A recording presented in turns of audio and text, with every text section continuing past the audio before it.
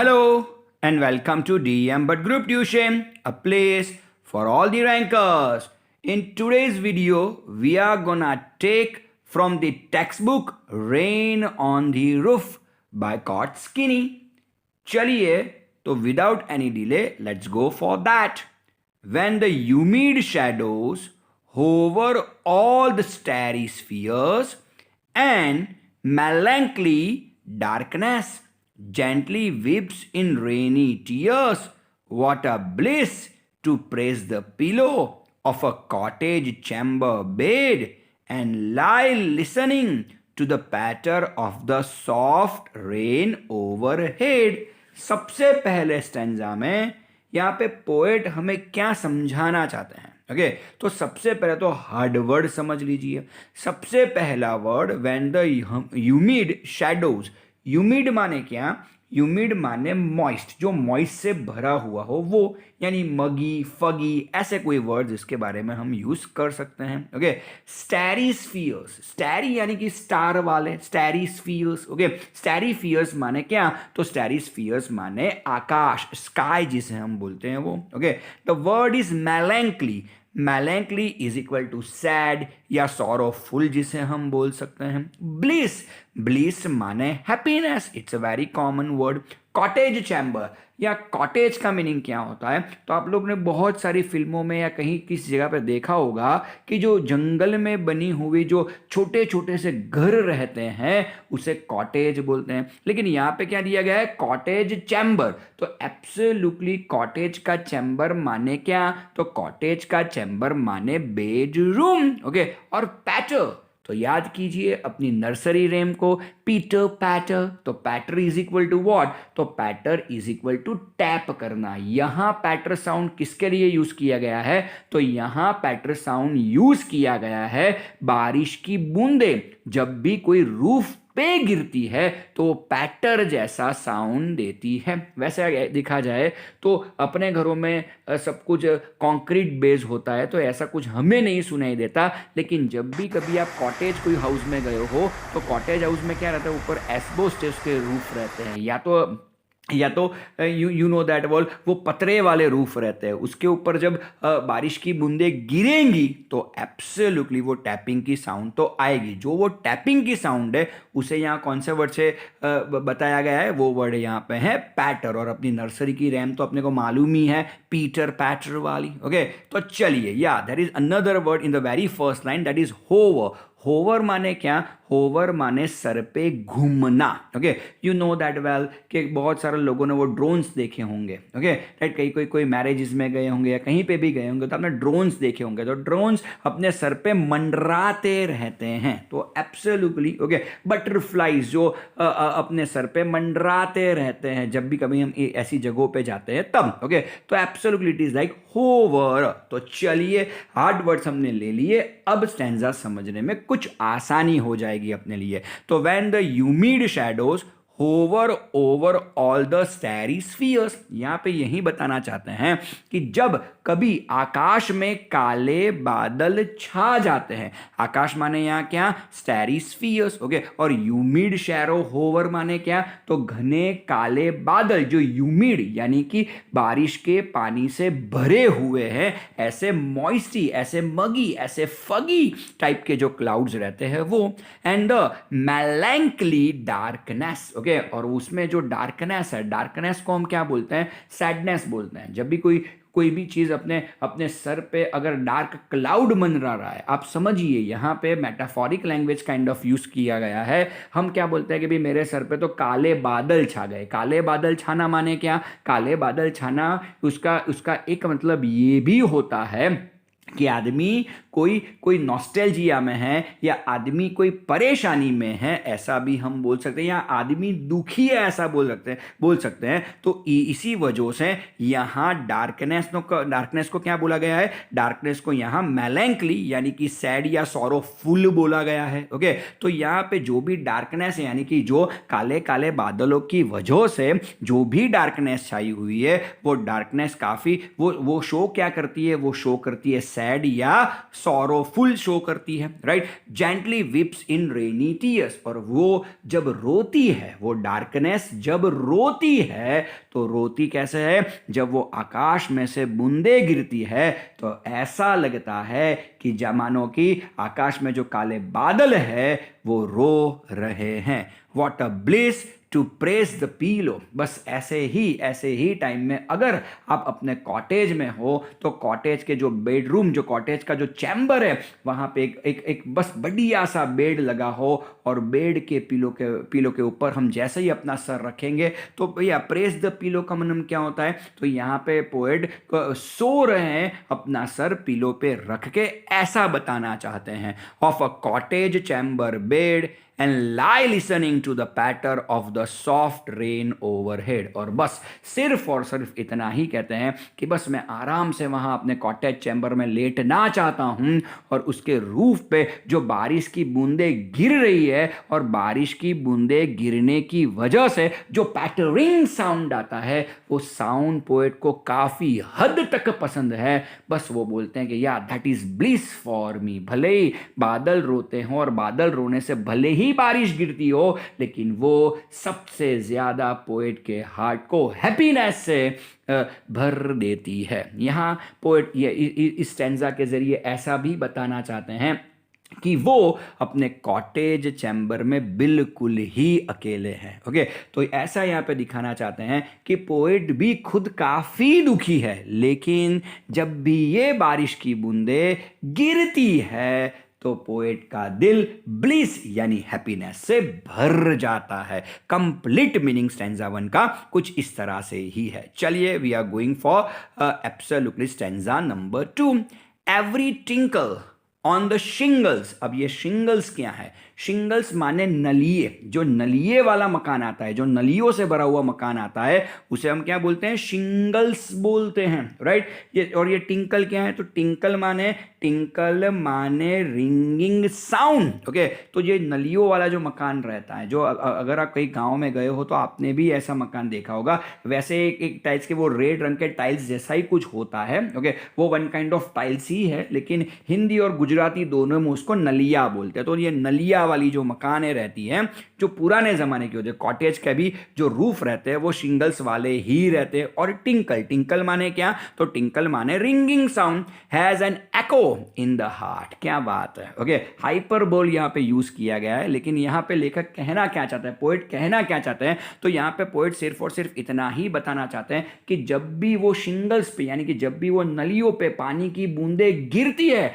तो उसका इको मेरे दिल में सुनाई देता है। किस तरह से? क्योंकि भले ही आसमान रो रहा हो और बारिश की बूंदे गिरा रहा हो, लेकिन वो बारिश की बूंदों का जो साउंड है, यहाँ पे पैटर, पहले स्टैंजा में उसके लिए पैटर यूज किया गया था, दूसरे स्टैंजा में उसके लिए टिंकल वर्ड यूज किया गया है। बस उस टिंकलिंग साउंड से उसका एको कहां पे सुनाई देता है? पोएट के हार्ट में सुनाई देता है, क्योंकि वो साउंड पोएट के हार्ट को हैप्पीनेस से भर देता है ना।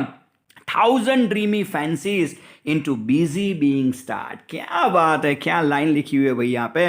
और वो बोलते हैं कि जब भी वो इस तरह की आवाजें सुनते हैं तो उनका जो मन है ना, क्योंकि वो तो अभी लेटे हुए हैं, ओके, तो लेटे हुए हैं तो बस उनकी आंखें बंद हो जाती है और उनकी आंखें फैंसी ड्रीम करना शुरू कर देती है। बिजी बीइंग स्टार्ट माने क्या? तो बिजी बीइंग स्टार्ट माने बस जैसे ही मैं अपनी आंखें मूंदता हूं, हजारों ख्वाब मेरी आंखों में भर जाते हैं। और वो भी कैसे? ऐसे वैसे नहीं, बिल्कुल फैंसी वाले, फैंटेसी से भरपूर ख्वाब उनकी आंखों में भर जाते हैं जब ये बारिश की बूंदों के जो टिंकलिंग साउंड है वो सुन के लेखक जब अपने कॉटेज चैम्बर में अपनी आंखें मूंद देते हैं, तब ये सब होता है। एंड 1000 रिकलेक्शंस माने क्या? तो यहां रिकलेक्शंस का मीनिंग है पुरानी बातें याद करना। यहां रिकलेक्ट माने पुरानी चीजें याद करना, पुरानी बातें याद करना। फाइन, तो इसका मीनिंग यहां पे यही है। चलिए, ओके, एंड 1000 1000 recollections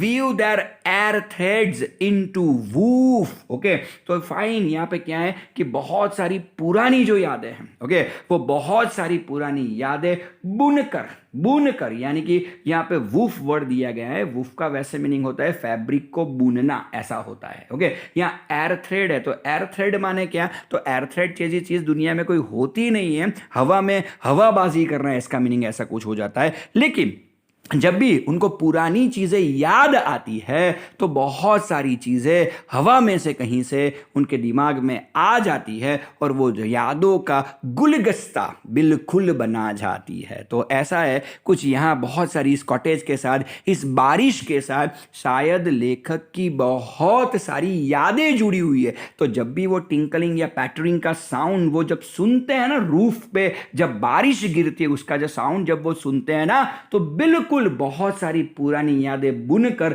उसका गुलगस्ता बनकर उनके सामने आ ही जाता है. यानी कि ठूस ठूस कर इस चीज में उनकी पुरानी यादें बुनी गई है, ऐसा उन्हें लगता है. As I listen to the patter of the rain upon the roof. बस, और उनको ऐसा ही मन होता है कि बस मैं अब ये लेटा ही रहूं, मेरी अपनी आंखें में मूंदता ही रहूं और सिर्फ जो पैटरिंग साउंड, जो पानी की बूंदें गिर रही है और उसका जो पैटरिंग साउंड आ रहा है, वो पैटरिंग साउंड मैं सुनता ही जाऊं.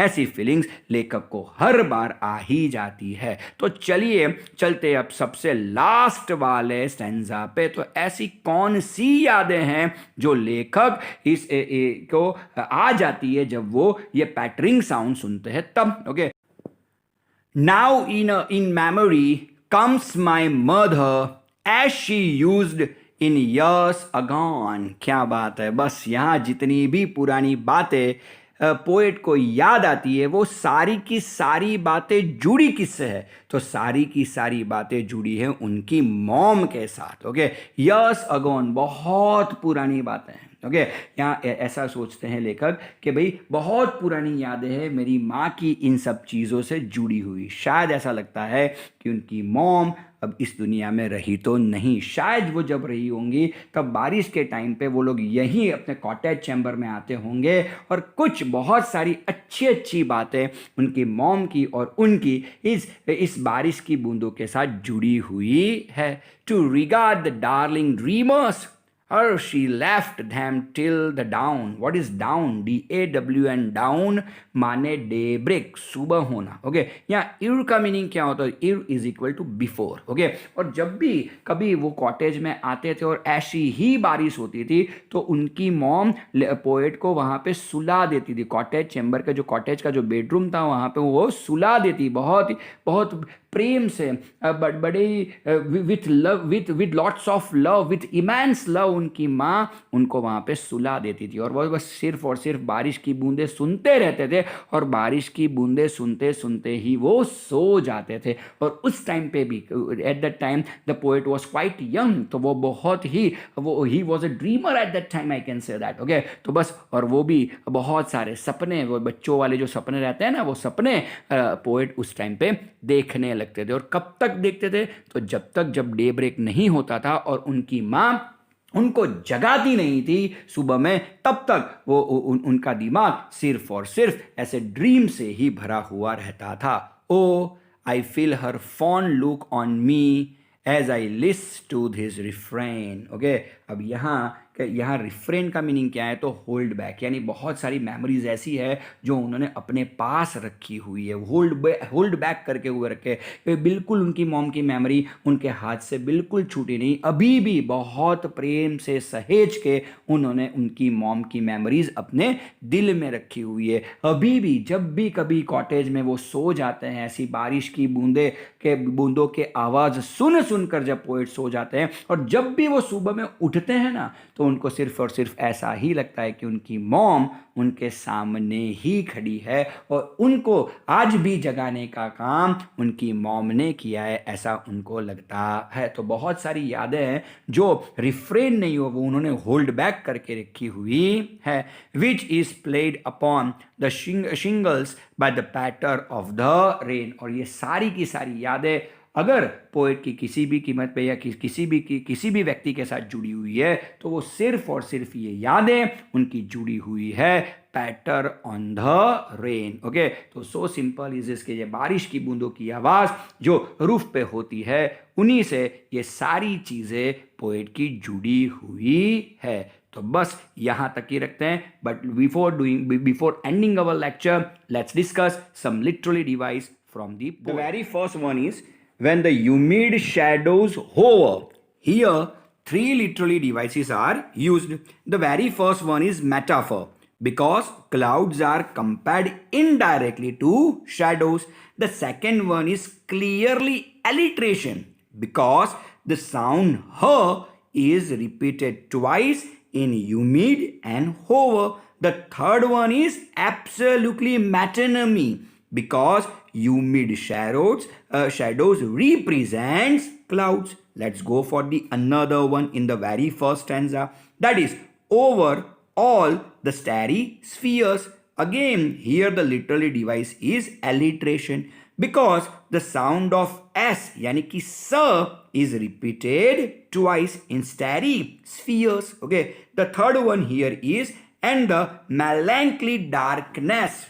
Two literally devices are used into this line. The very first one is personification because darkness has been given the human quality of being melancholy. And the second one is transfer epithet. Why it is transfer epithet? Because the epithet means what? Epithet means adjective. Adjective melancholy is transferred from the person, means poet, to darkness. So that's why it is transfer epithet. Let's go for one more from the same stanza. That is, and the melancholy darkness gently weeps in rainy tears. Again, two literally devices are used into this sentence. The very first one is personification.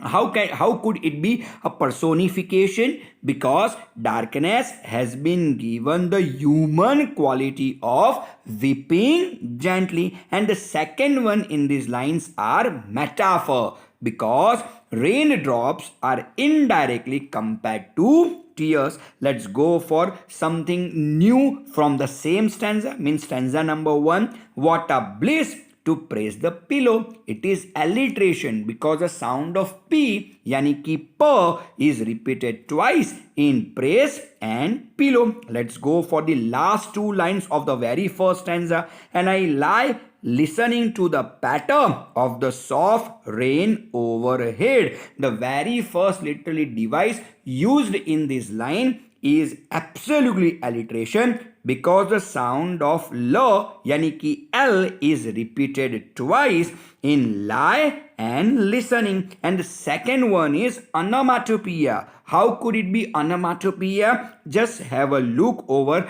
the word patter. Patter is a continuous sound made by the falling rain. So it is onomatopoeia. So that was all for the stanza 1. Let's go for the stanza 2. Okay, chalo. The very first one is every tinkle on the shingles has an echo in the heart. Okay, the very first literally device of these sentences come to my mind is hyperbole. Why it's hyperbole? Okay, because the poet uses exaggeration in the phrase every tinkle. Okay, the second one is synecdoche. How could it be a synecdoche? Because part यानी कि heart represent the whole यानी कि poet. यहाँ जो heart है वो completely poet को represent कर रहा है. ओके, तो absolutely part is representing the full, so that's why it is synecdoche. Let's go for the third one. And 1,000 dreamy fancies.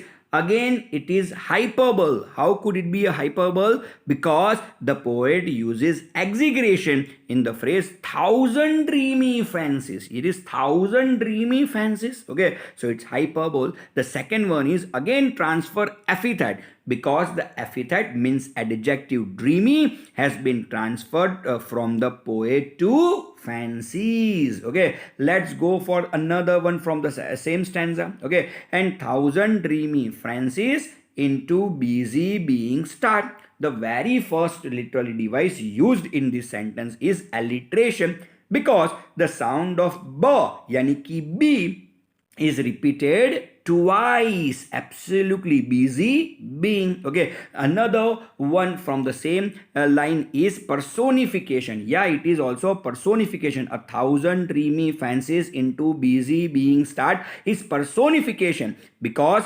fancies are given the human quality of starting to get busy. Yeah, humans can get starting to get busy, but here fancies are starting to get busy, so that's why it is absolutely personification. Let's go for something one. Okay, and 1,000 recollections weave their air thread into woof. Absolutely, the last one are here. Okay, the very first literally device from these lines are hyperbole. How could it be a hyperbole? Because the poet uses exaggeration in the phrase thousands recollections. Okay, the second one is personification, because recollections are given the human quality of being able to view. Okay, and the third one is metaphor, because thoughts are indirectly compared to threads, so that's why it is metaphor. Let's go for the very last stanza of the poem and let's discuss all the literary devices from it. Okay, now in memory comes my mother. Just have a look at the sentence. Now in memory comes my mother. Absolutely, it's alliteration, because the sound ma yani ki m is repeated 5 times. Just have a look over there. It's repeated for 5 times. In memory comes my mother. So ma sound is continuously repeated, so that's why it is alliteration.